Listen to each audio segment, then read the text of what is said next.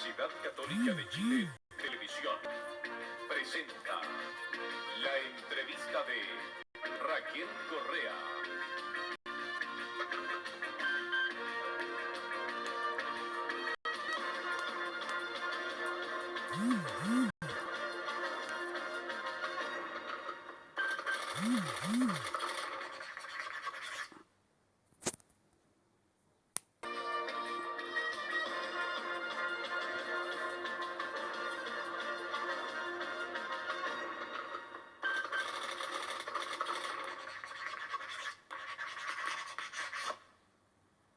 Muy buenas noches.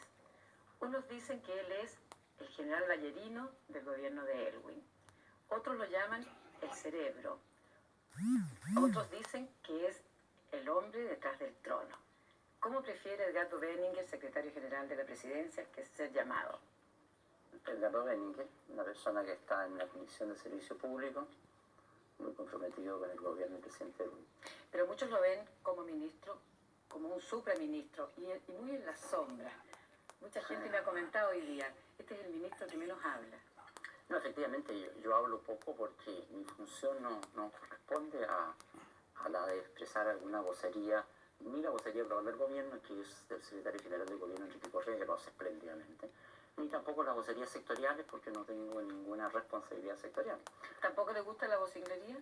No soy vocinglero. Usted es ingeniero comercial, es ingeniero civil, fue rector de la Universidad de Chile. ¿Cómo se convirtió en este alquimista político que es hoy día? Y desde que empezó a organizar concertación, acuerdos, programas. Bueno, no soy un alquimista. Lo que ocurrió fue que y a mí siempre me interesaron las ciencias sociales, los problemas de la gente, los problemas colectivos. Eso produjo mi paso de la ingeniería a la economía, y luego de la economía, después de mi paso por la universidad, que fue una experiencia académica al mismo tiempo política por los conflictos de la época. Estudié ciencia política por mi cuenta en California, y a la vuelta me empecé a dedicar al análisis de ciencia social, análisis político, y derivé a esto del análisis un poco a las concepciones estratégicas y finalmente a convertirme en un operador. Dentro del gabinete de don Patricio Elwin, ¿cómo definiría usted en pocas palabras el papel, el rol suyo, fundamentalmente? ¿Cuál es? Yo tengo un rol fundamentalmente en mi ministerio de coordinación no resolutiva, de apoyo a la dirección política del gabinete que tiene en sus manos el ministro del Interior, Enrique Kraus, donde hacemos equipo con Correa, de coordinación interministerial, en el sentido de ser una persona que trata de poner de acuerdo vía sugerencias y ministros de distintas carteras en temas que superan a un ministerio determinado en sus efectos. Entonces ese es un trabajo que es de asesoría, que es de coordinación, pero que claramente es un ministerio, por eso que no es un superministerio ni puede serlo, que no tiene competencias resolutivas propias. Haciendo un balance, ya se cumplieron 6 meses del gobierno, este primer semestre, las notas del primer semestre. Me gustaría que me dijera a quién le mostraría, por ejemplo, tarjeta amarilla. Bueno, yo ¿Dentro del gobierno, fuera del gobierno? Dentro del gobierno yo creo que uno puede decir con mucha satisfacción que ha sido un equipo que ha adquirido una homogeneidad, una cohesión muy notable. La verdad que en esto por tercera o cuarta vez los agoreros se han equivocado. Pensaron que la concertación iba a deshacerse por el plebiscito, no creyeron que fuéramos capaces de tener un candidato, un programa y un acuerdo electoral, y además creyeron que no era posible armar un gabinete tan plural y heterogéneo. Creo que la realidad... O sea, dentro del gobierno ninguna tarjeta amarilla, fuera del gobierno, ¿alguna amarilla o alguna roja? No, yo creo que los distintos actores, uno puede tener visiones críticas de determinadas oportunidades, momentos o acciones en que han participado o actuaciones que han tenido, pero yo no usaría el lenguaje futbolístico en términos globales para nadie. Dentro de las relaciones del gobierno, en el contexto del país, este regreso a la democracia, es evidente que las dificultades más serias, por lo menos eso es lo que percibe la opinión pública, las tiene el gobierno con el ejército. Específicamente, ¿usted diría que si el general Pinochet se hubiera acogido a retiro, no habrían existido estos problemas? Bueno, yo quisiera ir tal vez decir lo siguiente. Uno es que en general uno podría decir con mucha seguridad que el proceso de reinserción en sus roles institucionales y profesionales de las Fuerzas Armadas se ha desarrollado de una manera muy buena. Y que ese proceso solo ha tenido dificultades en cuanto a algunas actuaciones del comandante en jefe del ejército, principalmente en virtud, y eso el gobierno así lo comprendió desde un primer momento que podía así ocurrir, por el hecho de que desempeñó durante 17 años el rol político protagónico. Entonces le ha resultado más difícil a él que a otros acomodarse a ese rol institucional que es su obligación hoy día. O sea, ministro, usted dice que con la Armada, con la aviación y con Carabineros no ha tenido ningún problema, ningún roce el gobierno, sí con el ejército. No hemos tenido ningún roce, no hemos tenido roces con el ejército. Ha habido una dificultad en el sentido de que algunas actuaciones, como queda constancia del comandante en jefe, han sido incursiones en la arena política fuera del rol institucional que a él le corresponde, y eso fue lo que motivó en definitiva una llamada de atención, una reprensión del presidente de la República en días recientes. Si usted considera que el comandante en jefe del ejército se salió de su rol y así lo considera el gobierno, ¿por qué entonces sus partidos, la Democracia Cristiana concretamente, no votaron a favor de la acusación en el Congreso? No, yo creo que una cosa... ¿Se movió el gobierno para evitarlo? No, el gobierno ha declarado claramente de que no entiende que aquí haya motivo alguno para una acusación constitucional. El gobierno confía... Pero si se salió de su rol, se salió de su rol constitucional, ¿significa que actuó inconstitucionalmente? No, distingamos de que él tuvo algunas declaraciones y expresiones que estuvieron en esa zona a veces un poco gris entre lo que es institucional y lo que es político, cayó hacia el lado político. Entonces, de ahí que se le dijo, mire, el señor comandante en jefe, le dijo el presidente de la República, usted optó libremente por desempeñar el rol de comandante en jefe y no seguir en la arena política. Como esa es una opción libre tomada por usted, yo le quiero manifestar que estas últimas X actuaciones suyas no responden fielmente a la obligación de encuadrarse estrictamente dentro del rol profesional e institucional. Y nosotros entendemos de que eso es lo que ha ocurrido en general, aún en el ejército, y va a seguir ocurriendo porque me parece que la situación ha quedado perfectamente aclarada. Y me interesa preguntarle, ministro, usted no vemos que eso vaya a romperse. Lo que le dijo en la práctica el presidente de la República al general Pinochet. ¿Qué le contestó al general Pinochet? Eso fue una conversación privada, pero es evidente por lo que ha hecho el general Pinochet después que ha sido muy cuidadoso en mantenerse estrictamente dentro del rol profesional y de su calidad de comandante en jefe. Por lo más, el ministro del Interior, ¿no es cierto?, cosa que yo comparto, manifestó que él siempre tiene la opción abierta de que si quiere realmente entrar a la escena política, ya sea por voluntad propia o porque grupos nostálgicos que en este momento han tratado como de empujar la arena política, bueno, si eso tuviera suficiente fuerza en su ánimo, en cualquier momento puede cambiar su opción y pasar a ser senador vitalicio y entrar a la escena política. Ministro, ¿qué hay de efectivo en cuanto a la versión que está circulando de que el gobierno habría negociado con el general Pinochet un silencio respecto al problema de los cheques girados a nombre del hijo del general Pinochet, a cambio de que él se quedara callado o guardara una... El gobierno no ha hecho ningún tipo de negociación sobre ningún tema con el comandante en jefe del ejército. El gobierno tiene, el presidente de la República y también el ministro de Defensa, tienen una relación formal perfectamente correcta. Los únicos problemas que ha habido son de conocimiento de la opinión pública. En consecuencia, no hay nada que negociar mientras el comandante en jefe actúa dentro de su rol constitucional. Eso todo está perfectamente bien y nosotros, como hemos dicho, desde la partida respetamos esa opción. Ahora, la opción que usted hace corresponde a un planteamiento surgido de algunos señores diputados que han enviado un oficio en relación con unos cheques que aparentemente se giraron a la orden de don Augusto Pinochet Iriar, y ahí hay un proceso en marcha, se le ha hecho presente al ejército que existe esta indagación de parte de la Cámara de Diputados dentro del rol que le corresponde. Pero no hay un proceso judicial en marcha. Y no, hay una pregunta hecha, ¿cierto?, al ejército cuya respuesta se está esperando. El presidente Erwin dijo en Quito que era bueno que el general Pinochet se mantuviera en su puesto. ¿Usted está de acuerdo? No, el presidente Erwin lo que ha dicho siempre es que y todos lo hemos señalado en el gobierno, que nos pareció de partida una inconveniente, inadecuado, que el general Pinochet, después de 16 años en tener el poder absoluto y desempeñar el cargo de presidente de la República, volviera a un cargo de comandante en jefe del ejército. Que preveíamos esta dificultad de ajuste en error, que es lo que se ha manifestado, pero al mismo tiempo dijimos que respetábamos esa decisión.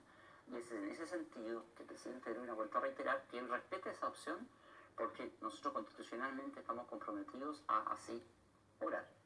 Ahora, al margen del respeto a la Constitución, que es fundamental en un Estado de Derecho, ¿usted piensa que lo mejor para el curso del desarrollo de esta transición sería que el general Pinochet renunciara?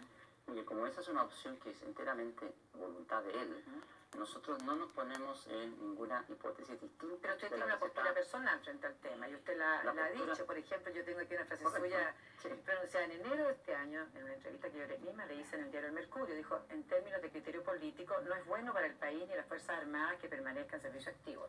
Perfecto, yo mantengo eso absolutamente. Lo que ocurre, que como al mismo tiempo nosotros le reconocimos el derecho a mantenerse en el cargo de comandante en jefe, en este instante la realidad en que estamos es esa otra. Entonces nosotros operamos dentro de esa realidad. Pragmatismo y prudencia. Es decir, las reglas del juego de que aquí hay un superior jerárquico, que es el presidente de la República, y una dependencia también adicional del ministro de Defensa. Mientras eso se cumpla, estamos en un proceso que, como digo, en líneas generales es muy positivo, de reinserción de todas las Fuerzas Armadas, incluido el Ejército, en el contexto de la institucionalidad democrática. Esto, en definitiva, Raquel, yo calificaría estos episodios que han ocurrido, que la prensa los dramatiza mucho, pero bueno, yo lo califico de turbulencias en un proceso que en general va absolutamente en la dirección correcta. Dentro de esas turbulencias, ¿cómo califica el comité asesor del comandante en jefe del Ejército, su juicio político y de gobernante? Nuevamente, aquí el problema radica en lo siguiente. Si el comité asesor se limita a asesorar al comandante en jefe en las materias que son propiamente institucionales y opera en un área de problemas institucionales, eso es perfectamente correcto y tiene absoluto derecho a hacerlo. En la medida que ese comité asesor tuviere efectivamente actuaciones políticas o intentara relaciones políticas, ese comité no podría existir. Entiendo que el ministro de Defensa, por instrucción del presidente de la República, ha estado en un diálogo con el comandante en jefe del Ejército para asegurarse de que en definitiva la existencia del comité asesor pueda claramente percibirse como operando dentro del límite de las normas constitucionales.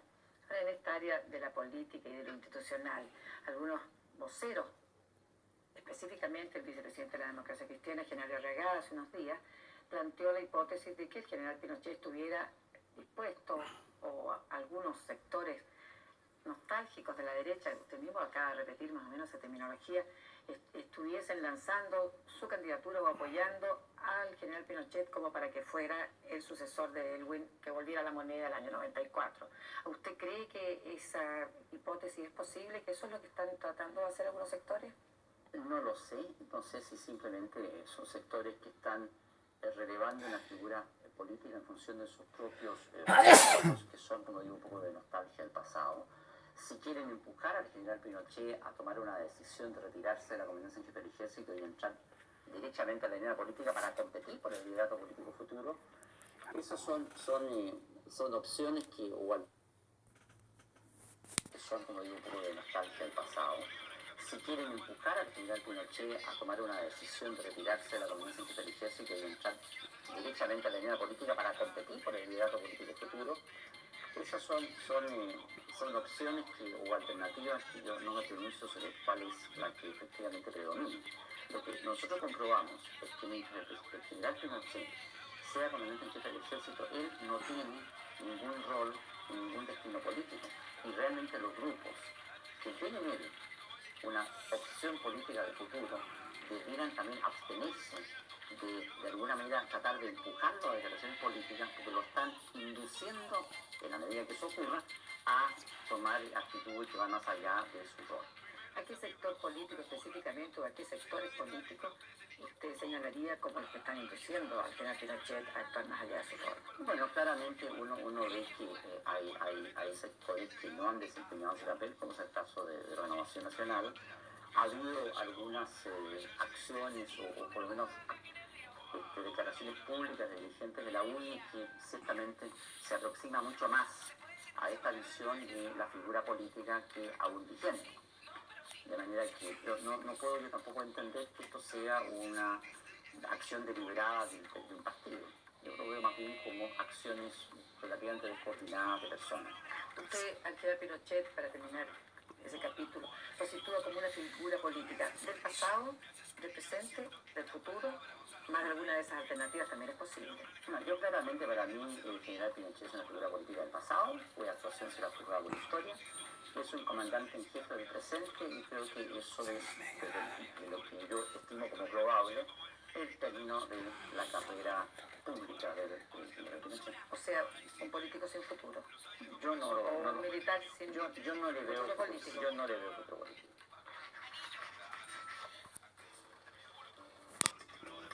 Continúa discutiendo Rey. ¿De ayer? En principio, el 9 de noviembre, entiendo, termina el plazo de la Comisión de Verdad y Reconciliación, que puede ser prorrogable. ¿Usted cree que se va a prorrogar o que va a cumplir en este plazo la misión? Yo no le puedo asegurar porque la Comisión ha trabajado de forma obviamente absolutamente autónoma y sin contacto con el gobierno. Sin embargo, los antecedentes que uno tiene en el sentido de la enorme cantidad de material que ha ido acumulando hacen suponer de que le va a ser muy difícil evacuar su informe en noviembre y probablemente pida, no sé si todo o parte de la prórroga de 3 meses que el propio decreto establece. ¿Qué significaría para usted que la comisión tuviera un éxito? ¿Qué debiera lograr la comisión para que usted lo considerara exitosa la labor? Yo creo que eso hay que juzgarlo en función de lo que nosotros podríamos definir como los grandes objetivos de la política en este campo de derechos humanos. El presidente me lo ha puesto muy bien. Aquí tenemos un proceso de verdad, justicia, reconciliación que envuelve también elementos de perdón. Yo creo que la gran contribución de la Comisión de Verdad y Reconciliación es justamente dar al país una visión de verdad global y pormenorizar los hechos más atroces ocurridos en este tiempo, que permita al país asumir colectivamente esa verdad. Y asumir colectivamente esa verdad, O sea, se va a quedar en un diagnóstico. no, va a entregar antecedentes, que es lo que logra acumular como conocimiento de verdad. Eso no es un diagnóstico, eso es una información, eso es entregar al país una visión de lo ocurrido. Usted dijo también otra palabra que es fundamental en este relato, es justicia. Usted dijo verdad, justicia y reconciliación. Entonces, justicia, uno entiende el castigo, uno entiende los tribunales, uno entiende acusaciones a los autores de estos delitos atroces que usted está denunciando. Correcto, pero tenemos que precisar esto un poco. Está claro que desde el punto de vista del Estado, el informe de la Comisión de Verdad y Reconciliación le va a servir fundamentalmente para poder, a partir de la verdad, favorecer una reacción colectiva de asumir la verdad, tal vez de un reconocimiento colectivo de cada institución y de cada actor de sus propias culpas, porque no hay nadie exento de culpa. Y ese reconocimiento colectivo, a su vez, deberá facilitar la reconciliación final, en definitiva, el perdón de los chilenos unos a otros. Hablando en términos más jurídicos, ¿ese perdón significa amnistía? ¿Una nueva amnistía 78 en adelante? Eso me lleva al tema que usted me preguntaba recién, Raquel, que era el problema de justicia. Nosotros, en ese sentido, estamos comprometidos a respetar la legalidad vigente al 10 de marzo. Nosotros no vamos a derogar la ley de amnistía ni intentaremos hacerlo. Al mismo tiempo, no está considerado una nueva ley de amnistía. Creemos, no renunciamos en términos de lo que hoy día es legalidad vigente, a un esfuerzo continuado de persuasión para que la búsqueda de la verdad no tenga restricciones. Fallos, por ejemplo, como que uno reciente en la Corte Suprema, que podría ser utilizado para que se estime inútil descubrir la verdad en determinados crímenes. Nosotros creemos que el descubrimiento de la verdad en sí mismo es absolutamente esencial, pero no pretendemos un castigo como el eje de la política, sino que nos atenemos a la legalidad vigente, donde en aquellos casos donde porque derechamente no existe ninguna amnistía, que es el post 78, o por interpretaciones de los tribunales de justicia, ¿no es cierto? Porque pueden haber crímenes con continuidad, como es el caso de los detenidos desaparecidos, que hay ahí también una cierta polémica jurídica. En la medida que eso lleve a los tribunales, bueno, a los tribunales tendrá que llegar. Pero nosotros no vamos a incentivar juicios, ¿verdad?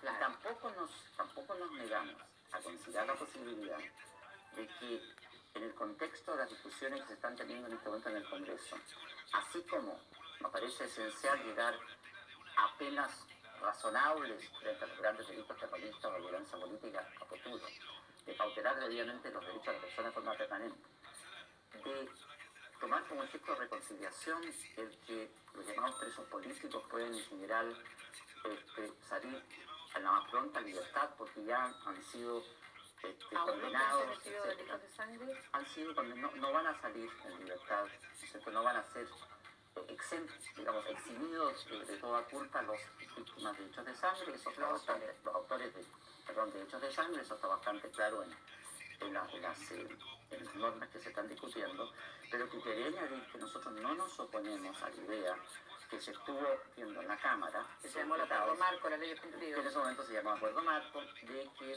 pudiera anticiparse efectos de reconciliación. ¿Cree que se puede resucitar el acuerdo marco? No se puede resucitar el acuerdo marco, pero la idea general de que pueda haber, en el contexto de estas leyes, algunos avances hacia la reconciliación en términos de rebajas o de penas en determinadas condiciones para eventuales culpables de violaciones de derechos humanos, eso es parte de una política que es perfectamente compatible con el trabajo fundamental de la Comisión de Verdad y Reconciliación. Y apunta a eso, en definitiva, que la justicia, para todos los afectados, es una justicia que tiene los límites de la prudencia, en definitiva.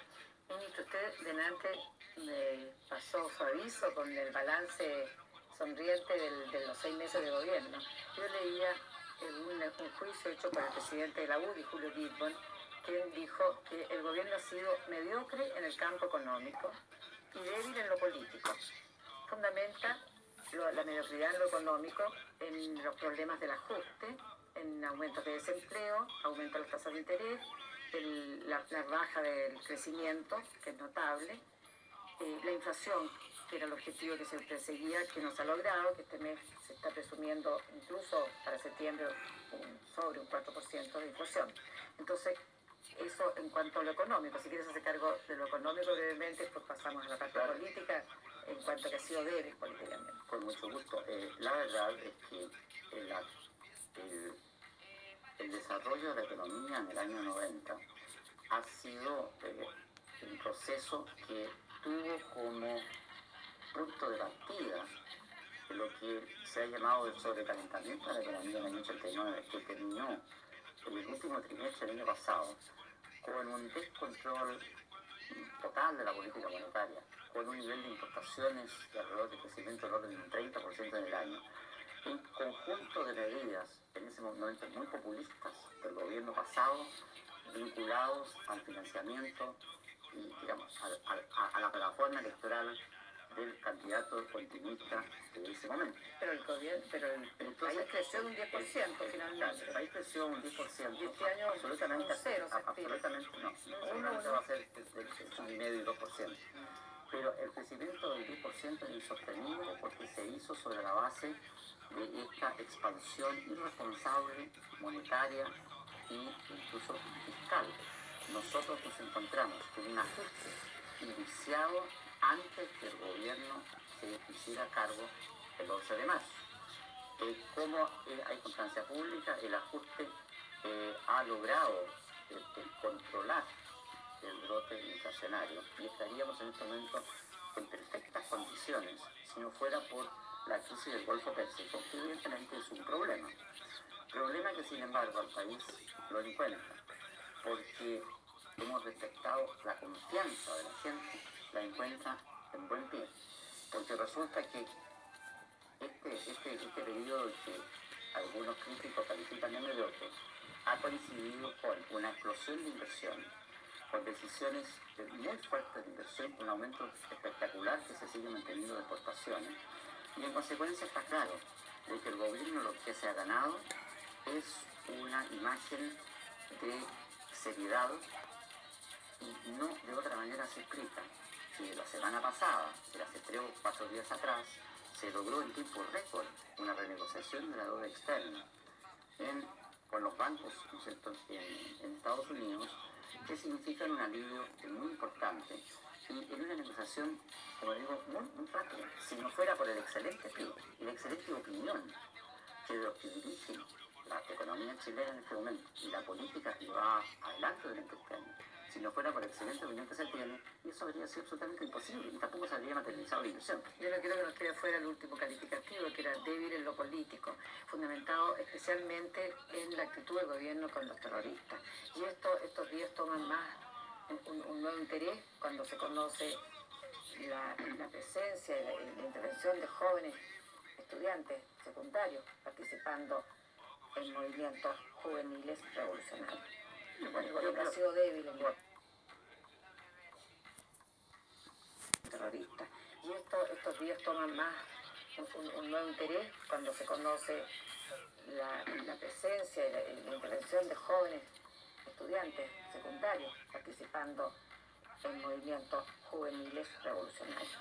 Bueno, porque ha sido débil en Correcto. Yo creo que esa es una crítica que tampoco corresponde a la realidad.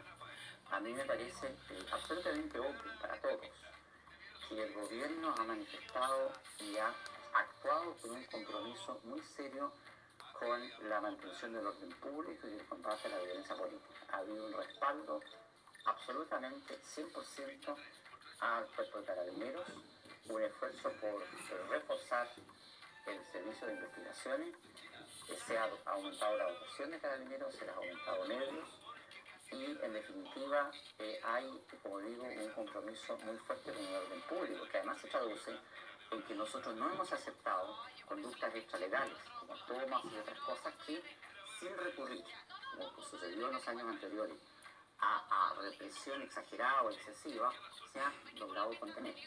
El problema del movimiento juvenil Lautaro, que sí es una cosa delicada, aquí hay aparentemente un pequeño grupo que intenta penetrar en los jóvenes, muy jóvenes, al nivel de enseñanza media, y eso es algo que tenemos que enfrentar.